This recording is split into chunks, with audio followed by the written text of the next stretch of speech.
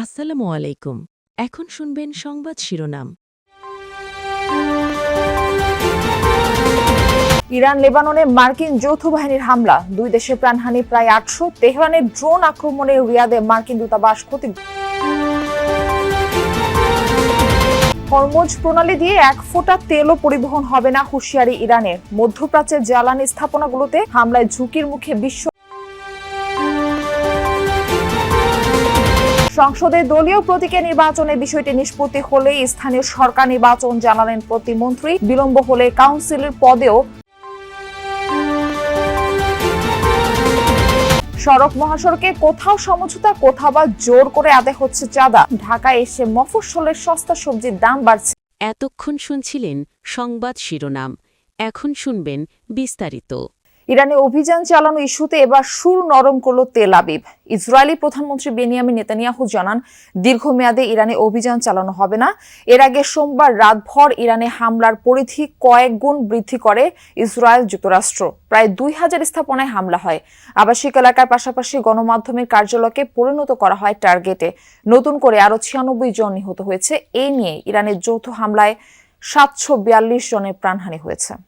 যুদ্ধজাহাজ থেকে ছোড়া হচ্ছে একের পর এক মিসাইল। সোমবার রাতে ইরানের বিভিন্ন স্থান টার্গেট করে ক্ষেপণাস্ত্র ছোড়ে যুক্তরাষ্ট্রের নৌবাহিনী। এর পাশাপাশি হামলা চলছে বিমান থেকেও। ফাইটার জেটের পাশাপাশি এসব অভিযানে অংশ নেয় B-1 এর মতো বোমারও। মূলত ইরানের সামরিক স্থাপনা এবং অবস্থানগুলোকে টার্গেট করা হয়। এতে বেশ কিছু বিমান বিধ্বংসী মিসাইল সাইট ধ্বংস করা হয়। এর পাশাপাশি মিসাইল এবং সমরাস্ত্রবাহী ট্রাককে লক্ষ্যে পরিণত করে ইসরায়েলি বিমান বাহিনী। এছাড়া অভিযানে টার্গেট করা হয় ইরানের গুরুত্বপূর্ণ বিভিন্ন স্থাপনা। এর মধ্যে অন্যতম রাষ্ট্রীয় গণমাধ্যম IRIB-র কমপ্লেক্স। এর পাশাপাশি অত্যন্ত গুরুত্বপূর্ণ রাজনৈতিক প্রতিষ্ঠান এক্সপেডিয়েন্সি কাউন্সিলের ভবনও চলে হামলা। এছাড়াও কারাজ এবং কোম শহরেও ইসরায়েল এবং যুক্তরাষ্ট্রের যৌথ তাণ্ডব চলে। সব মিলিয়ে নতুন করে প্রায় ২,০০০ স্থাপনায় হামলা করা হয়। এ অবস্থায় হঠাৎই ইরান অভিযান ইস্যুতে সুর নরম করছেন ইসরায়েলি প্রধানমন্ত্রী বেনিয়ামিন নেতানিয়াহু। দীর্ঘমেয়াদে ইরানে অভিযান পরিচালনা করা হবে না বলে জানান তিনি। এর পাশাপাশি ইরানের সরকার পরিবর্তনের বিষয়টি দেশটির জনগণের উপর নির্ভর করছে বলেও জানান। অনেকেই বলছেন আমরা অন্তহীন যুদ্ধের দিকে যাচ্ছি, কিন্তু না, আমরা দীর্ঘমেয়াদী যুদ্ধের দিকে যাব না। ইরানে ক্ষমতার পরিবর্তন হবে কিনা তা নির্ভর করছে দেশটির জনগণের উপর। আমরা বড়জোর তাদের জন্য সুযোগ সৃষ্টি করতে চাই। প্রণালী থেকে বের হতে দেবে না ইরান। এই রুটে পাড়ি দেওয়ার চেষ্টা করলে আগুন জ্বালিয়ে দেওয়া হবে জাহাজে। মধ্যপ্রাচ্য জুড়ে চরম অস্থিরতার মাঝেই এমন হুঁশিয়ারি দিয়েছে ইরানের বিপ্লবী গার্ড IRGC। তেলের দাম $২০০ পৌঁছানোর হুমকিও দিয়েছে। ইরানে যুক্তরাষ্ট্র ও ইসরায়েলের যৌথ অভিযানের জেরে গত শনিবারই আংশিক বন্ধ করে দেয়া হয় হরমুজ প্রণালী। এরপর থেকেই কার্যত অচল হয়ে পড়ে বিশ্ব বাণিজ্যের অন্যতম গুরুত্বপূর্ণ রুট। এবার পুরোপুরি বন্ধের ঘোষণা। ইরানের বিপ্লবী গার্ড IRGC-র কড়া হুঁশিয়ারি, প্রণালী দিয়ে পার হওয়ার চেষ্টা করলেই আগুন ধরিয়ে দেয়া হবে জাহাজে। কেবল তাই নয়, হামলার শিকার হবে তেলের পাইপলাইনও। বিশ্ববাজারে তেলের দাম $200 দাঁড়াতে পারে বলেও হুঁশিয়ারি দিয়েছেন IRGC কমান্ডার ইব্রাহিম জাব্বেরি। তেলের দাম নিশ্চিতভাবেই কমপক্ষে $200 পৌঁছানোর অপেক্ষায়। হরমুজ প্রণালী বন্ধ, এটি পাড়ি দেওয়ার চেষ্টা করলেই যে কোনো জাহাজে আগুন ধরিয়ে দেবে আমাদের সেনারা। তেলের পাইপলাইনকেও টার্গেট করা হবে। এ অঞ্চল থেকে তেল রফতানি মেনে নেওয়া হবে না। লাখ লাখ বিলিয়ন ডলারের ঋণগ্রস্ত মার্কিনীরা এখানকার তেলের জন্য তৃষ্ণার্ত, কিন্তু এক ফোঁটা তেলও পাবে না। যুক্তরাষ্ট্র ইসরায়েলের হামলার জবাবে মধ্যপ্রাচ্যের বিভিন্ন মার্কিন ঘাঁটিতেই কেবল নয়, প্রতিবেশী উপসাগরীয় দেশগুলোর জ্বালানি স্থাপনা লক্ষ্য করেও হামলা চালাচ্ছে ইরান। কাতারের রাষ্ট্রীয় মালিকানাধীন পেট্রোলিয়াম কোম্পানির 2টি স্থাপনায় হামলার পর তরলীকৃত প্রাকৃতিক গ্যাস উৎপাদন বন্ধ রেখেছে দেশটি।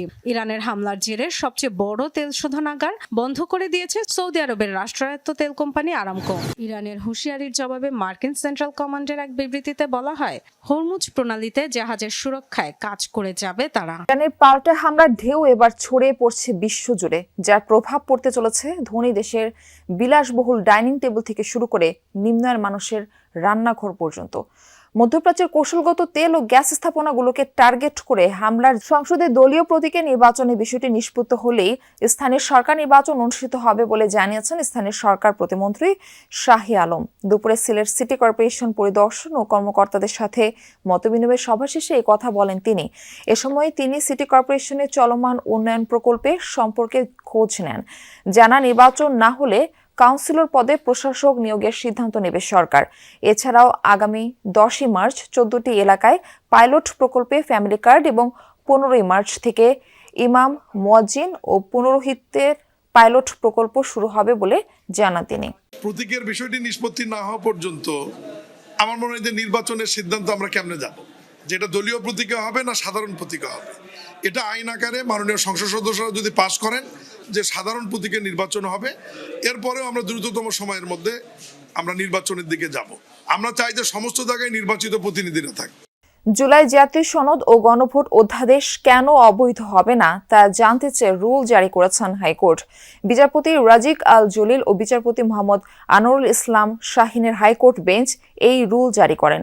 নির্বাচন কমিশন, আইন মন্ত্রণালয় ও সংসদ বিষয়ক সচিব সহ উত্তরাঞ্চল থেকে 40 টাকা নিচে বেগুন আর শসা কি করে ঢাকার বাজারে হয়ে যায় 100 টাকা কেজি?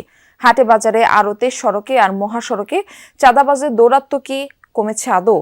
সমঝোতায় নেওয়া টাকাকে চাঁদা বলতে না চাইলেও এর প্রভাব কি পণ্যমূল্যে পড়ছে না? কতটা পরে সবজির ট্রাকে চড়ে বগুড়ার মহস্তান হাট থেকে পুরো পথ দেখে এসেছেন সহকর্মী আখলাকুস সাফা ও নাহিদ ইসলাম। সঙ্গে ছিলেন গোলাম মোস্তফা রুবেল। বগুড়ার মহস্থান হাট উত্তরের সবচেয়ে বড় সবজির বাজার। 300 বছরের ঐতিহ্যবাহী হাটে সরাসরি সবজি আর কাঁচা তরকারি নিয়ে আসেন কৃষক। এখানেই ঠিক হয় দর। ধরনভেদে 1 মণ বেগুন বিক্রি হচ্ছে 14 থেকে 1500 টাকায়, মানে প্রতি কেজি 35 থেকে 37 টাকা। শসার দামও কেজিতে 35 থেকে 36 টাকা। এগুলো 23 ফেব্রুয়ারি সকাল 7টার দিকের ঘটনা। কত দিয়ে কিনছেন মন? 1300। এখন বেচতেছেন কত? 1600 বিক্রি করলাম। তাহলে কেজি কত করে? 37 টাকা আটে না। এদিন আলু বিক্রি হচ্ছিল 5 টাকা কেজিতে, আর কাঁচামরিচের কেজি 80 টাকা। 80 পৌঁছাই, আর জায়গায় কিনা আপনার কাছারিতে কিনা আছে আপনার 90 টাকা কেজি। কৃষকের বিক্রি করা সবজি সোজা চলে যাওয়ার কথা পাইকারি আর খুচরা বাজারে, কিন্তু হাটেই হাতে ধরিয়ে দেওয়া হচ্ছে একটি স্লিপ। প্রতি মনের জন্য দিতে হচ্ছে 20 টাকা। আচ্ছা, আপনি এখানে যে স্লিপটা দেন, এই স্লিপটাতে কি লেখা? এটা হচ্ছে হাটের আপনার চলে। আপনার স্লিপটা একটু দেখি না।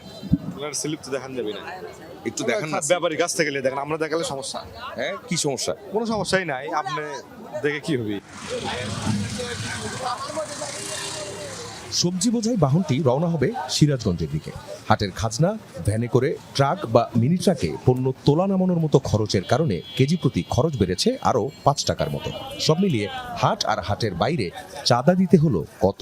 400, 120, 180, এটা কত? 90, 140, ওদিকে আবার 400, 180, 100। তা আপনি তো 1500 টাকা এখানে দিয়ে দিচ্ছেন। আমি যে বাজারে যে খরচটা দেবো এর থেকে চাঁদার পরিমাণ বেশি। বাজারে ধরেন মাল নামালাম 500 টাকা দিয়ে মাল নামালে